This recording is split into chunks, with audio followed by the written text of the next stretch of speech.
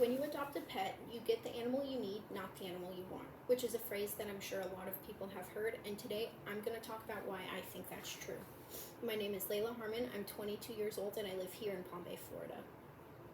My dog's name is Archie. He is a 12-year-old Pit Bull Chesapeake Bay Retriever mix, and we got him when he was 9 months old.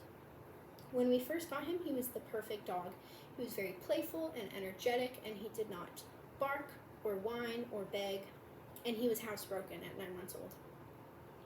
He's pretty friendly towards people, but he absolutely despises other dogs.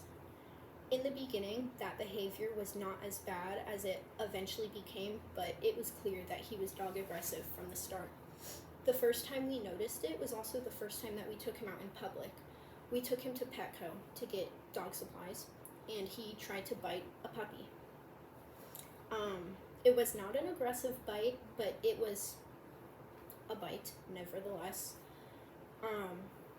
Something similar happened a few more times when he came into contact with other dogs, and from that point on, it escalated into like this crazy fear-based response.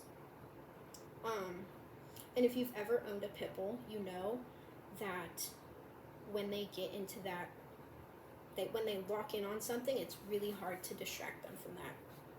And throughout the course of his life, we have tried many different training methods to fix this behavior. We did a bunch of online research to figure it out. My parents even hired a dog trainer who ended up telling them that they should resort to force, which obviously we did not do. We altered our life in so many ways to accommodate this dog, and I don't think any of my family regrets it for a second. A few examples of the changes that we made are things like we have a 6-foot chain link fence that we had to put a metal plate on the front of the gate so he couldn't squeeze his way through like a gap like that big. We also had to go and nail 2x4s along the bottom of the chain link fence so he couldn't get under the chain link fence.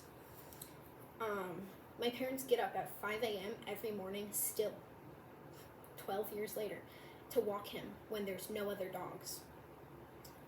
There's many things that my family has done over the years to make sure that despite his difficulties, that he has the best life that we could possibly give him. I think when you adopt an animal, you make a commitment to provide the best life that you can to that animal, regardless of any behavioral issues that they might have. And I think animals come into your life to teach you a lesson. And I think that the lesson that my dog has taught us is patience and understanding. He continues to teach us that. Even in his old age, he has not calmed down at all. Sometimes things are the way that they are, and there is nothing you can do to change it. You just have to live with it and respect it. Thank you.